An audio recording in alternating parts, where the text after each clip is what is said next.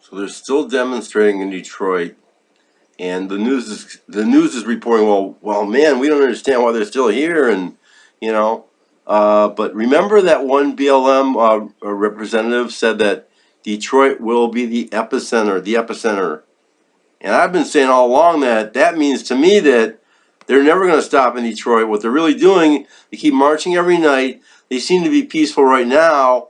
I believe that they're lulling us into a false sense of security so that we'll think everything is cool. And then one night, I was predicting this, they're going to, turn over a bus on Griswold or something like that, and they're going to, they'll start burning down the whole downtown Detroit. That's all it really is in Detroit, just the downtown area. But if they destroy the Institute of Arts, the Detroit Institute of Arts, that's going to be a travesty. They could burn that thing to the ground. They could burn the whole Renaissance Center to the ground. And that would be a real travesty. They're really going for this full-blown.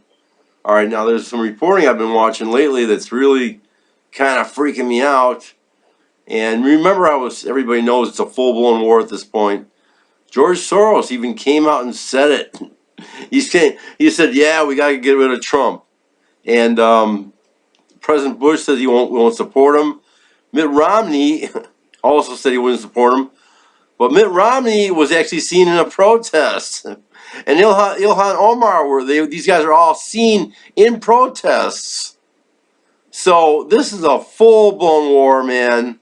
The Democratic Party has got their marching orders, and they're using all these terrorist groups under them to go ahead and implement everything. Did you know these terrorist groups have been around, and they're well funded, and they've been in place, and they've actually been training, and they've been preparing exactly for this.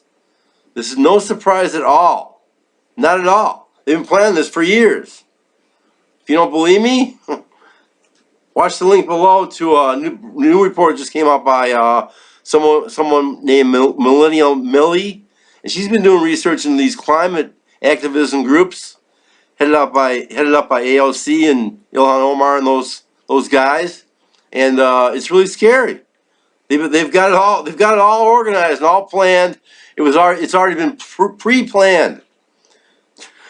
They had it already planned. The day that this guy got strangled, they had the funding already in place to get the rioters bailed out of jail, and they've got a plan. It's already in place to overthrow the world.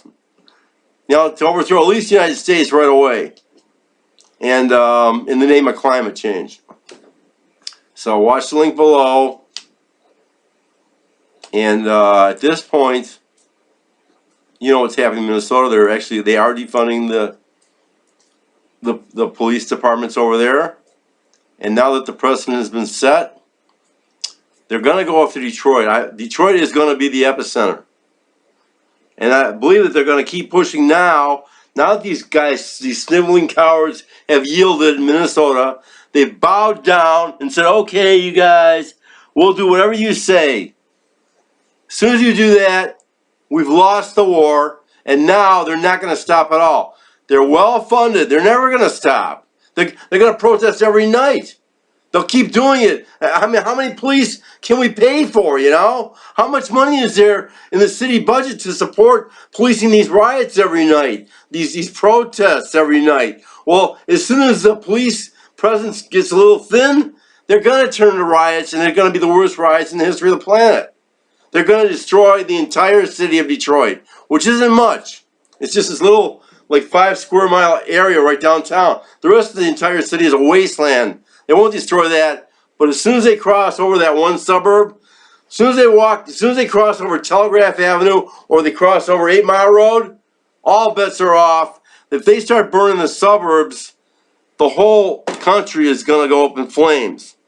All right? Now, I've been predicting this for weeks. If you've watched my videos, you motherfuckers better wake up and realize this is not about George Floyd at all. This is not about race at all. Even the leaders are starting to admit it. They're starting to admit, yeah. That wasn't really our plan. And AOC did the same thing. When they really pressed her on what the Green New Deal was really about, she said, well, you know what? It's really about political control.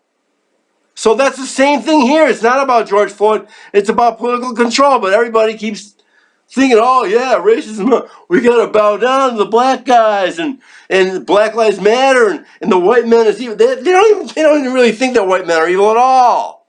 They're just using that as a hook to get us to destroy each other so that they can take over. It's plain and simple, people. Watch these two links below, okay? It's 10:30 p.m. on the 7th of June, 2020. Marty Wallner from Livonia.